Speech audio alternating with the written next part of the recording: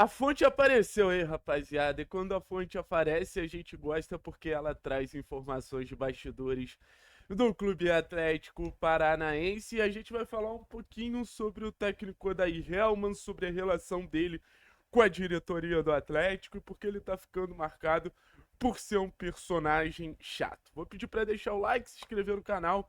Esse processo é muito importante, me ajuda muito e deixa os seus comentários aqui sobre o assunto. Você acha ou não acha que o técnico daí realmente está certo em cobrar reforços? E tudo começa quando o Atlético não consegue fechar com o número de reforços que o técnico daí Helman esperava até o momento. O técnico daí Helman fez alguns pedidos, a gente sabe disso, e entre esses pedidos estava o Andrés Cubas, e entre esses pedidos estava também o Bruno Gomes. Então, no final das contas, a gente está falando de jogadores que, cara, pô, estavam entregando ali ao time do Atlético uma cara completamente diferente da que tem hoje. E eu acho que na cabeça do Odair, uma cara muito mais compatível ao que o time que ele deseja ter em campo a partir da primeira rodada do Campeonato Brasileiro de 2026. A chegada do Bruno Gomes era uma alternativa ali pelo lado direito, o Andrés Cubas era uma peça que supriria uma necessidade que o Odair está pedindo desde lá do começo da trajetória dele no Atlético, esse volante de mais pegada, esse volante de mais disputa. Ótimo que a negociação com o Porti já deu certo, mas o Odair quer uma nova dupla. E isso vai fazer o Atlético se movimentar no mercado. O Odair já indicou outros nomes, mas ficou muito claro que, pelos valores, o Cubas não vai ser jogador do Atlético na próxima temporada, pelo menos em um primeiro momento. E podemos dizer que, mesmo de longe, curtindo suas férias, o Odair mantém contato com as pessoas do futebol do Atlético. E podemos dizer que o Odair ficou um pouquinho frustrado com essas situações de negociações que não fecharam. Alguns personagens que, assim, o Odair queria muito contar, ele já entendeu que o poderio de investimento do Atlético não é tão grande, então é algo nesse sentido. Inclusive, meus amigos da Atlético, eles trouxeram a informação que o Odair vai ter uma reunião durante essa semana para voltar a cobrar reforços, falar sobre reforços com a diretoria do Atlético. Mas tem um outro lado. Se o Odair é parte frustrada, você tem a parte que está sendo cobrada, e ninguém gosta de ser cobrado. O grande ponto é, existem cobranças e cobranças. Quando, por exemplo, era o Mazuco sendo cobrado pelo Freeland, pelo Cuca, para trazer jogadores irreais para a realidade do clube, a gente não falava nada. Inclusive, a gente atacava até o próprio Cuca no sentido dele pedir nomes que fugiam completamente do que o Atlético podia pagar e do que o Atlético tinha ali como possibilidade de reforço mesmo. Não eram jogadores compatíveis com a ideia do clube e com a realidade do clube. Mas o Odair, ele tem pedidos mais factíveis. O Odair tem pedidos mais justos. O Odair tem pedidos mais, assim, que fazem mais sentido e que conversam mais com a realidade do clube.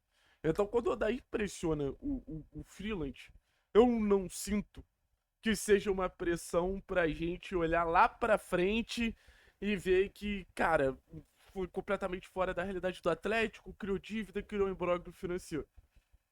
Dando crédito ao Odair, acho que os pedidos do Odair são necessários. Eu acho que o Atlético ainda precisa se reforçar. Eu gosto do elenco do Atlético, mas eu enxergo que mais duas, três peças na média ali de 4 milhões, que foi o valor que o Atlético tentou trazer tanto o Cubas quanto o Bruno Gomes, daria um salto técnico ao time do Atlético que o time do Atlético ainda precisa. Então acho que o Odair ele tá fazendo o papel certo de não deixar a diretoria do Atlético se acomodar. E desculpa, a diretoria do Atlético, ela se acomoda. E você ainda fala de um Odair que tem uma credibilidade muito grande, principalmente por tudo que aconteceu no último mercado.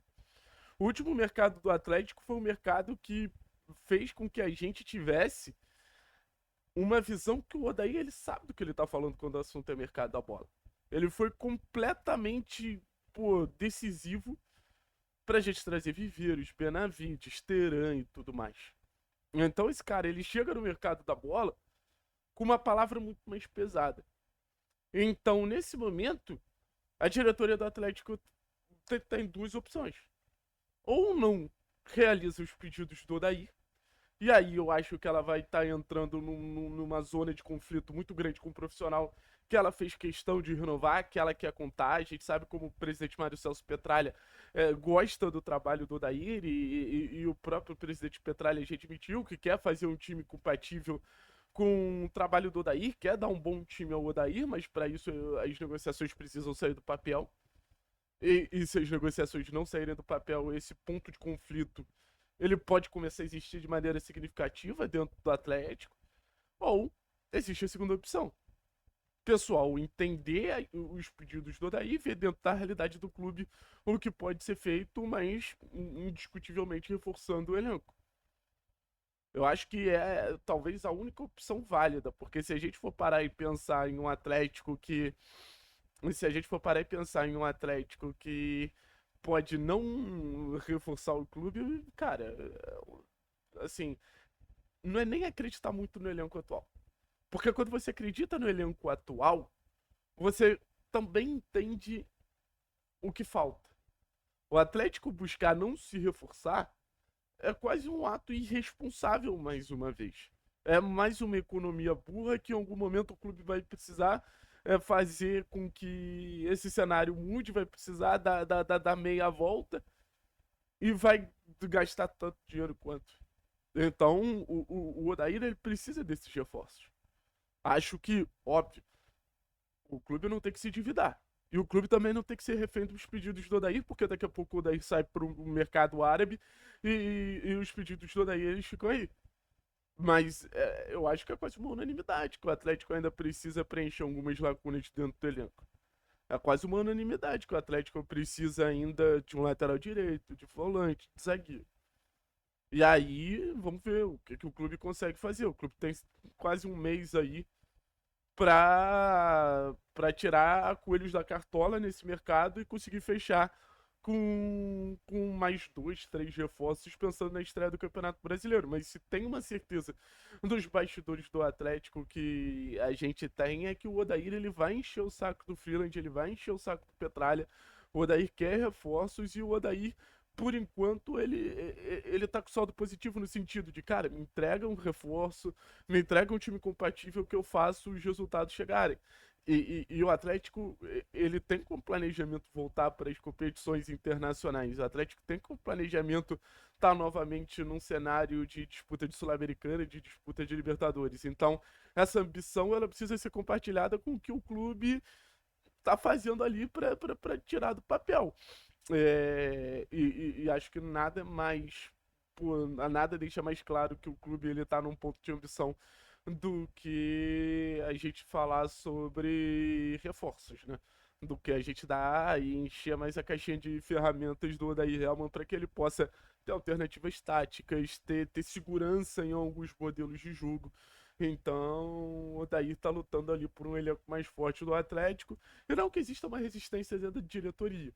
Mas a diretoria, principalmente cabeçada pelo Petralha, sempre tem um pé atrás na hora de abrir o bolso e tirar o cascalho pro mercado, né, pessoal? Tamo junto, é nóis. Estamos situando vocês um pouquinho do que está acontecendo no Clube Atlético Paranaense, nos bastidores, antes desse mercado voltar a se movimentar de forma concreta.